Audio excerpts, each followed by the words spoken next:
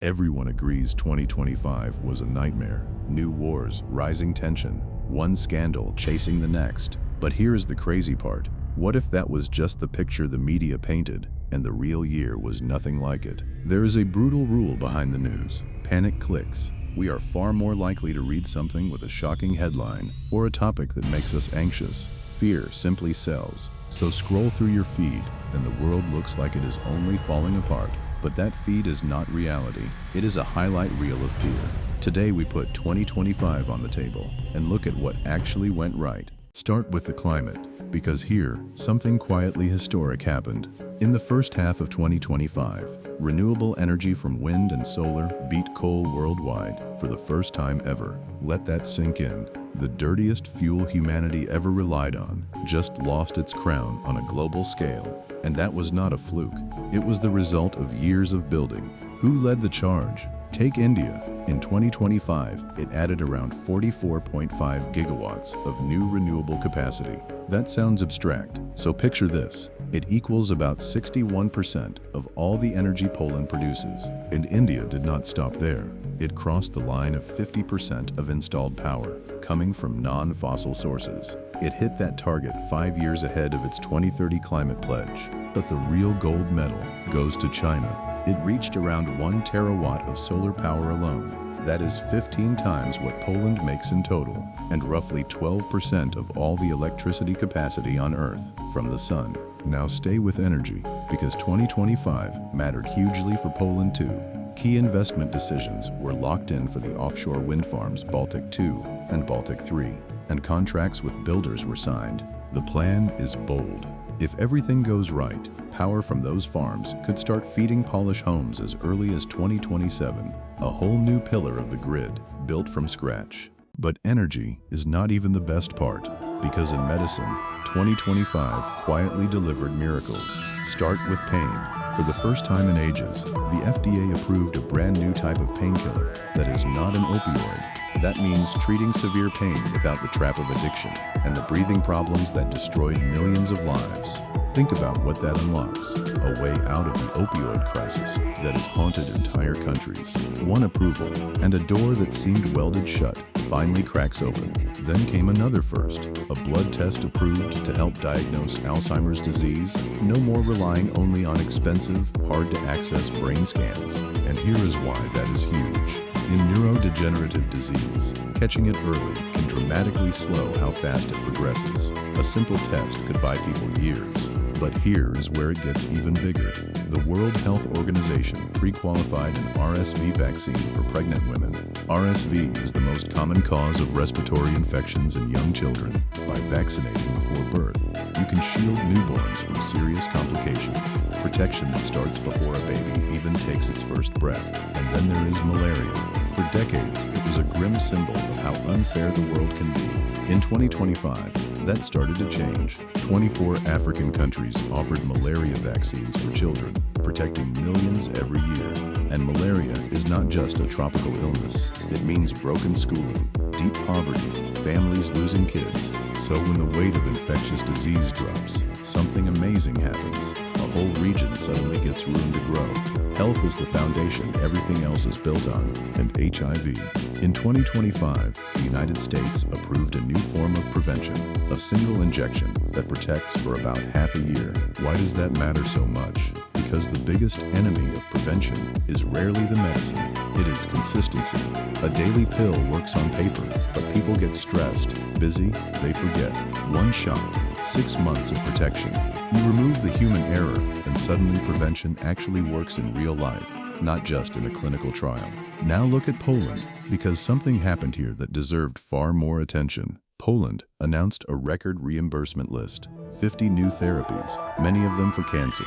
Sure, you can argue about the system, the queues, the funding, but reimbursement is the difference between a treatment that exists somewhere and one that is actually within reach of ordinary people in serious illness.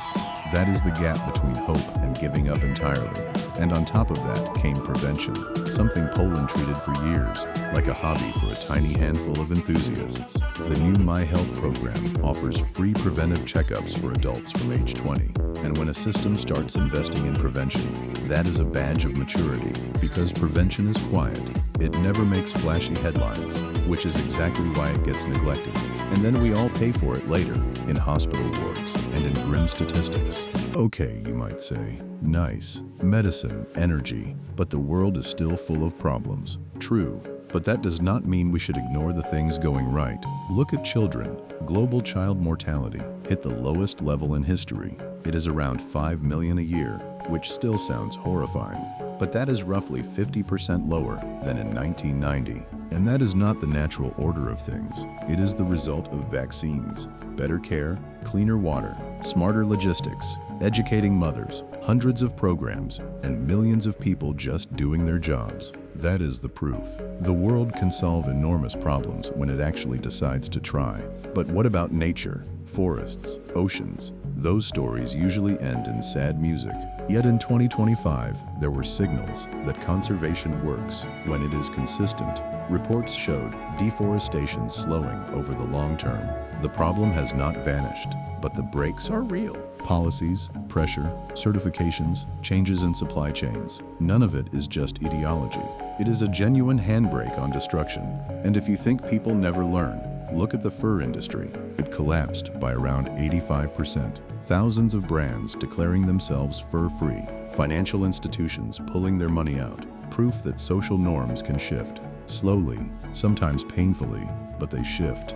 Something normal becomes strange, then becomes unacceptable. And that same mechanism works everywhere. In energy, in consumer rights, in technology. Speaking of tech, the European Union began rolling out the AI Act, rules trying to get a grip on artificial intelligence before it gets a grip on us. Are regulations sometimes late and clumsy? Yes, but the alternative is no rules at all. And no rules in tech usually means the weakest people pay the price. In 2025 came requirements for AI literacy, bans on certain practices, and the first real guardrails. Not perfect, but a step. Order in the digital world matters now, as much as order in finance did decades ago. Europe also poured money into computing power, AI factories, supercomputing networks, real attempts to stop being just a customer of everyone else's tech. Building capacity means building independence. Now back down to earth, to things you touch every day. Money. In 2025, the EU brought in rules for instant transfers. And you might ask, why should I care? Because this is the infrastructure of convenience and safety. A world where money does not crawl for 3 business days but arrives right here, right now. For the economy, it is like healthier blood flow. In Poland, digitization took a step that sounds boring, but matters. E-delivery, the electronic registered letter, the end of chasing paper slips and being told to show up between 9 and 1. Rollouts will vary, sure, but the direction is clear. The state slowly starting to feel like a good, smooth service instead of an obstacle. Then ecology in the most practical way possible. A deposit return system from October 2025. And someone groans, oh great, a few cents back. But that is exactly the point. It works not on big declarations, but on a tiny daily habit. You return the packaging, you get your money, and recycling stops being a moral chore and becomes a normal move in the shop. Suddenly, there is less litter in public space, and raw materials circulate longer. A boring revolution that can genuinely change the landscape. Now take transport. Poland's Intercity Rail ordered 42 new double-decker trains running up to 200 kilometers an hour. And yes, every railway topic triggers a flood of jokes about delays. But modernization does not happen through memes. It happens through orders, production, deliveries, maintenance. More modern trains means fewer journeys that feel like time travel back to the 90s. Education changed too. From September 2025, Poland introduced new subjects, civic education and health education. You can mock it, but here is another way to see it. We always complain that schools lack practical, useful things. Now we get them as actual subjects. Talking about health and being a citizen stops being one teacher's side project and becomes part of the system. And a hard statistic. According to Eurostat, unemployment in Poland in 2025 was among the lowest in the entire European Union. The job market is still absorbing people. That means less fear of falling through the cracks and more freedom to change your life. one of the real foundations of feeling socially secure. But now look at heavy industry, where something fascinating happened. A project showed that storing green hydrogen on an industrial scale is actually doable. That is a potential key to decarbonizing steel, one of the dirtiest sectors there is. And steel is in everything: buildings, bridges, railways, wind turbines. So when you put it all together, 2025 was not the disaster you were sold. It was the year a maturing civilization quietly fixed things. Not perfectly, not evenly, but it did.